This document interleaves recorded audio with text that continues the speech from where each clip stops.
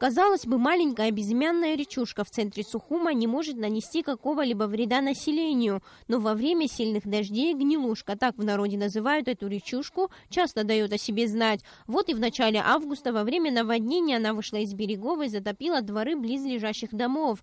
Русло реки ни разу не очищалось за все послевоенное время. В результате здесь собралось большое количество мусора и грязи. Жители нескольких домов по улице Адыгейская множество раз обращались к местным властям с просьбой разрешить их проблему. И вот буквально на днях работы по очистке русла были проведены. Ситуация у нас была очень плохая, все затопило, все и в доме, и техника, и даже машина наша. Но сейчас, конечно, вот справили, будем ждать, что будет в дальнейшем.